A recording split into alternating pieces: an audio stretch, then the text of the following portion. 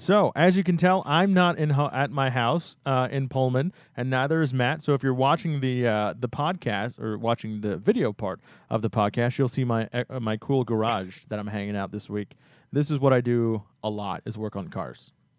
Oh yeah. Yeah, Matt just boring blue room, but Yeah. this is my set. This is my home when I'm not in front of my computer. Ask me any car question, I can name it for you. That's our next segment. Next segment, moving on, the big talk. So we know that the Christmas season, there's a lot of tech gadgets that are given to kids, to adults, to grandparents. It's just a techie world out there. So we figured we'd take a few minutes today to kind of warn you and kind of help you figure out what you do with the smartphone when you get it, or the tablet when you get it, or if you're increasing your internet connection from Time Warner to FiOS, what you can do to kind of lock your system down. So the first thing I want to go over is a smartphone. So if you kind of get if you get a new smartphone, which seems to I think would be a popular gift this year, right? With Samsung, the iPhone 6 or 6S or 6 Plus. What are we on now? 6S and 6S Plus. Oh, Jesus, God bless Apple. The smartphone seems like a kind of popular Christmas gift, as it is kind of year after year. Wouldn't you say so? $1. You can get it for $1 at Christmas time. If you sign their 3-year contracts or whatever they put you behind, it's still $1. It's still $1. So you're gonna have it anyway, right? What's the difference? I guess so. So what are some things that I would do if I got a smartphone for Christmas? Well, one of the first things I would do is make sure that all of my contacts, all of my pictures are backed up somewhere. Whether you're using Android in the Google service or using iCloud in the iOS system, just make sure everything's backed up. Before you even go to your new phone, make sure everything on the old phone, the contacts you need, everything is backed up in the cloud. Wouldn't you say, to make that transition a little easier for you? Yeah, and I was going to ask, I know iCloud, and I probably should know this. Android has an equivalent. Does it work well? Oh, yeah, it works. It's called Gmail. Oh. It all gets uploaded to the Gmail. And then, like, Google Pictures and stuff is a thing, right? So it's basically photo It's called Google Photos, but whatever you want to call it. It actually works a lot better than the iCloud. Well, how so? Because it works. Every time I tried to go to the iCloud for my wife's iPad, no idea how to use it. I wouldn't necessarily attribute that to being a bad service. Nope, it's a bad service. What do you mean you don't know how to use it? Well, I go on there, and I don't even know where to go. You have to go to, like, iCloud.something.com, and I'm like, I just go to google.com. Oh, are you talking, like, through the web interface? Yeah, the web portal. Oh, yeah, the web portal's awful. Right. Thank you. Thank you. So whether you're going with iOS or an Android system, make sure you back it up. Because I would say that's a good tip year-round, is just make sure that those backups are on. Oh, yeah. Because you don't want to break your phone one day and find out that you weren't running it and you can't get anything off of it. Right. Number 2, maybe before you back it up, do that spring cleaning or that winter cleaning of contacts. The person that you got their number for 15 years ago. We had cell phones 15 years ago? I guess people had Rolodexes. Whatever. Right? Those people that you went to school with, you saw them like once at the bars, you got their number. Clean it out. Don't you? For me, I don't like contacts building up in my phone if I don't use them. Yeah, especially when you have multiples of or people with the same first name and you got to go through them all. Right. If you're never going to talk to any of them, what's the point of keeping them in your phone? Or you have one that's like Bob and the next one's Bob Smith. Same person. You didn't merge it. One has the email, one has the mobile, and then another one has a home. So you have 3 different contacts for the same person. So take the time, go through your address book, kind of merge the right cells, make sure everything is correct, get rid of people that you don't normally talk to, and then back up to the cloud, right? So is that what you say? Kind of, it's a good start with your new phone. Don't clutter the new phone. You've spent this time cluttering your old phone, so go ahead, start fresh. Take the time to really go through the contacts, back it up. Even the pictures, right? Go through the pictures. Most pictures we take on our cell phone are just terrible. They're just meant for in moment, take a look at my screen or something like that. So go through the photos and delete those and really start off. So a lot of these tips for smartphones is really just a kind of cleaning type deal. Like take the time to clean it up before you muck up your new phone. So that's my number one thing. If you get a smartphone, take the time, clean it up, and then back it up to either the Google or iCloud, whatever service you use. I don't know. I wouldn't say Windows has a really good backup service, but I guess they call it the OneDrive or whatever. So make sure you back it up to OneDrive if you have Windows. And then that way, when you go to your new phone, all you got to do is type in your email address, your password, boom, all the apps, all the contacts, and all the photos will be there for you just like that. So That's my number one tip. Matt? Was I supposed to have a number one tip? Well, just whatever. What would you do with new tech? I got some other things, but figure I'm talking a lot. Um, All right, I'll keep going. And then Matt will just jump in. So another I'll thing go- I recommend. Oh, what? no, you're good. Go ahead. Another thing I recommend you doing if you got a smartphone and you're giving it to a kid, and we talked about it a few weeks ago on the podcast. What do we do when I'm giving it to my kids? Well, same thing here. Go through the parental controls, turn on things that you don't want them to see, type in keywords you don't want them to find, and go into those individual apps like Netflix and say, my kid can only watch TVG, right? And then put a pin in there. So really lock down that phone right from the get-go so your kids can never discover those naughty parts on the internet and those naughty movies that HBO Go has. It makes it so readily available. Like, oh, okay, thanks HBO Go. But go through all those settings. Go onto like Matt demonstrated a couple of weeks ago on the Apple in the settings portion in parental controls. There's like a whole list of things you can turn on and off, and you can even turn off web surfing if you want to. So take the time, go through those parental, if it's for kid, and turn off in-app purchases.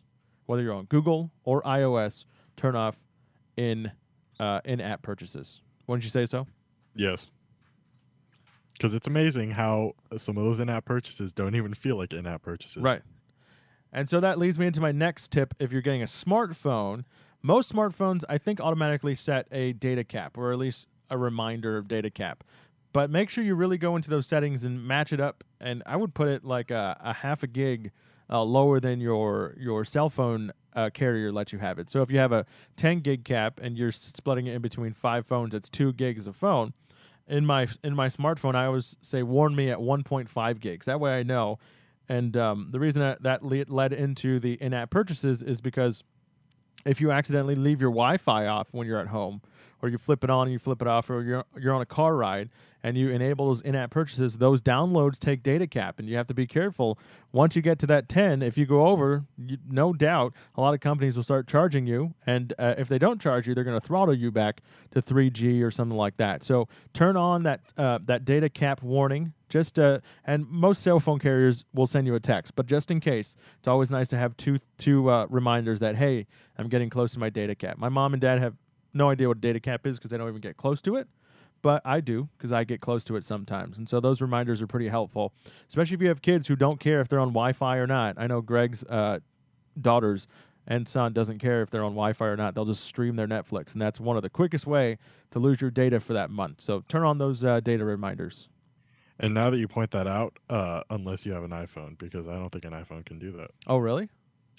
Yeah, I think an iPhone will tell you how much you've used, but I don't think Oh. it will actively give you a count and an alert. Oh, I'm sure there's an app that you can have do it, but Right. natively it won't do that. I mean, most times your cell phone carrier kind of warns you. Bloop, bloop, Yeah. You're at 75%, but it's always nice to have those extra ones. Yeah, and while I'm looking at my phone, another thing I would say if you get an iPhone that seems to bother a lot of people, which I don't quite understand, is the Wi-Fi assist feature. What is that? Which is basically when your phone recognizes that your Wi-Fi isn't very strong or is slowing down, it'll automatically switch your phone off of Wi-Fi. Oh, onto that's LTE. terrible. That's awful. And it was catching a lot of people off guard because their Wi-Fi signal was just always bad, and they didn't realize that their phone was not using Wi-Fi. But it tells you, it says it's LTE. But just make sure you toggle that off if you don't. It's a small want that. icon, though, Matt. Small little icon at the top. Some people miss it. But there aren't that many icons on your screen. So I don't Well, for me and you, not a lot. But I can tell you, I've seen my parents' phone, and they never clear a notification off. So there's all these little icons at the top, and they're always like, what is this icon? What is this icon? I go, it's just letting you know the phone updated. Swipe it away. Okay, well then you might just want to go and turn that on by default then, because by default it's on. There you go.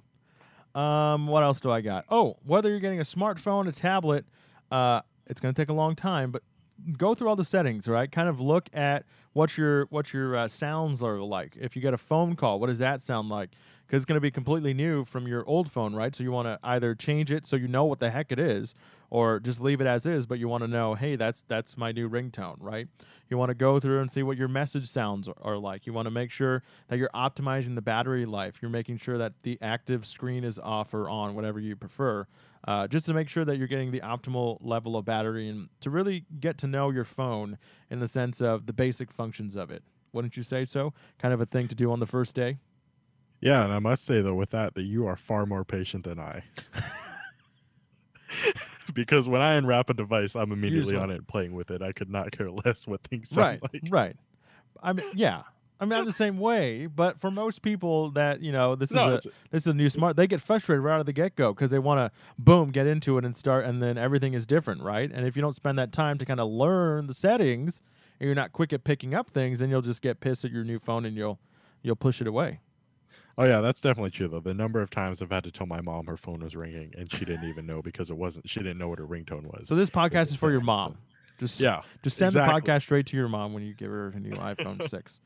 And then ask her for a sponsorship. Right, and that too. And then also my last one is, after phones, tablets come at what, 50, 60% charge, you play with it all day, just overnight, just make sure, just charge it up to make sure it's 100% so that you're off the gate. I mean, I know battery, the old batteries used to right, they used to memorize and things like that, and so newer batteries, that's not really a big concern, but there's nothing worse than playing around with it on day one, forgetting to charge it, and then on day two when you're like, all right, I got this new tech, I'm going to go, and your phone is dead. In fact, to the contrary, to point that out for new lithium batteries, it's the exact opposite. What? I was just saying to the contrary. Oh. Yeah, it's the opposite. Lithium ions, actually, the life is based off of a cycle count, not off of a capacity. So if you imagine a battery has 1,000 cycles, if you discharge it to 0 and then charge it to 100, then you used up a full cycle. Whereas if it was only at 80% and you charge it back to 100, you only used a fifth of a charge. Right. So you don't necessarily want to always drain it. But the first day you're going to drain it because you're playing around, you're looking at the settings and all that. So you just want to make sure it's all the way. But Matt, like Matt said, make sure that you're charging it when you can and don't drain it down to 0 all the time. Exactly. So with all this tech stuff, and now you're ready to kind of play around with getting onto the internet and things like that, Matt, how do we secure our home network? And how do we, let's say my family of 6, everyone gets a tablet for their for Christmas. How do we make sure that what we're watching or what apps we're running is running optimally on the internet using QoS and things that people who really want to tinker around with things? Yeah, you can use QoS, quality of service. It comes on pretty much any router you'll buy now, except if you get it from Comcast or Time Warner. I don't know if those actually have. God bless those services. They assume you don't need it. Right. Anyway, it's great because you can assign certain ports, and so if you're into tinkering, this is for you. You can assign different ports for different services, and you can also assign different domains. And when your router sees things coming through those ports, it will prioritize that traffic over other traffic. So for instance, you can section off services like Netflix, and if it sees streaming video service, it will prioritize that traffic over like a web page, because it knows that if you're loading a web page, it needs less data, and if it has a break in data, it's okay because the web page will load anyway, versus video will just drop out and make you buffer. So that's nice to do. So would we turn on that QoS directly on the router, or how do we access that QoS page in some other router settings? Yeah, you'll just log into your router, and if you don't know how to log into your router, then you probably shouldn't be doing this. Yeah, I wouldn't tinker around with this, because if you do the QoS wrong, you can actually screw things up more. A lot of the easier to use QoS is you'll just plug in what your up speed is and what your down speed is, and then it will do the calculations on its own. Those are the easy ones. The more complicated ones, you can manually do everything. But yeah, if you just log into your router, all those settings are available to you. So what about we get a router. We don't really know what to do, but we want to make sure it's secure. So my neighbor's not taking some of my bandwidth. What's some of the things we can do to make sure that my internet stays my internet? 99.9% of the routers that you buy now they'll come pre-secured, and they'll give you a card with a SSID, which is your network name, and they'll already have a password set to it, and it will probably be a pretty complex password. What I would do is follow the instructions that comes with it. Log in. First of all, change your admin password to get into your router. That's not the password for your network, but the password for your actual router. And everyone should do this, right? Whether you're techie or not so techie, you should probably lock down your router so that no one gets into it. Yeah, it's a good idea. And then I would go in and change your SSID to something that you will know that's not like Netgear 5G, which is what it probably will come with if it's a Netgear. And then you can also make a password that, or a network key that isn't random numbers and random letters, because that really isn't any more secure than if you just use a sentence. My Bonnie lies over the ocean. Period. Is more secure than random letters and Matt loves my characters. passwords because they're random, and I rely on Yeah. LastPass. Yeah, that's not how passwords work. Well, but that's fine. To each their own. That's what I'm saying. So what about? I know in the when I first got a router, I don't know, 8 years ago or something. Hiding my SSID was kind of a big deal. What about now? Do we have to hide our SSID anymore, or just make sure that password is really strong? Yeah, I don't think hiding it's really necessary anymore. Just because it's so easy to find a hidden network now that even if it is hidden, it doesn't really make a difference. The other thing, or the one thing I would look at, however, if your router supports it, is a lot of routers now can do a scan of all the channels that are being used. Your router will operate on a channel between 1 and 11. One in the ideal channels are 1, 5, and 11, just because they're the furthest apart from each other and they don't overlap. So if you see someone run it using channel 11, then you probably want to put yours in 5 or 1, ideally 1, because it's the furthest away, and that way you won't get interference from other people's networks. Sweet. One thing I wanted to mention that I forgot to when we were talking about smartphones and tablets is from the time that it got shipped to the store, like AT&T, chances are it's got a really old, or not really old, but it's got an old firmware on it. So one of the first things you should probably do is look for any kind of updates that your phone should have, or your tablet, and to make sure you're running on the most current OS system. Is that not a good thing to do when you first get your phone or tablet? Oh yeah, and I'm sure it will annoy you with a pop-up as soon as you turn it on. Yeah. So, but you want to make sure you run that before you kind of start tinkering with things, because sometimes, big updates will kind of do some weird things to the OS, and some of your data. I mean, not all the time, but some of your data will kind of disappear, things like that. So, make sure, don't just ignore that update if it pops up, but run that update. Exactly. Anything else that people should do when they open their box of goodies, some tech stuff? What's up? Have fun with it. Oh yeah, there you go. You got a new toy. Enjoy it. Matt, what are you buying for me? I mean, it's Christmas. Aren't you buying something? That's a surprise. Oh.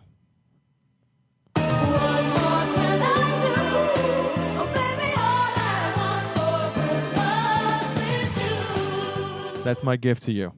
There you go. Merry Christmas. But yeah, have fun with your tech stuff. I mean, there's nothing cooler than getting something brand new and getting to tinker around with it. And the best part for me is getting pissed off at it because it's not doing what I need it to do. And then a couple hours later, I figure it out and I go, "Oh, that's pretty cool." But that's just me. I would say buy a case for it. That would probably be my biggest tip, because you don't want to be that guy that scratches it the day after you get it and then it bothers you for the I don't have a rest of the case. time you own it. I don't got a case. Your phone's made out of plastic. Whatever. All right. That's a wrap on The Big Talk.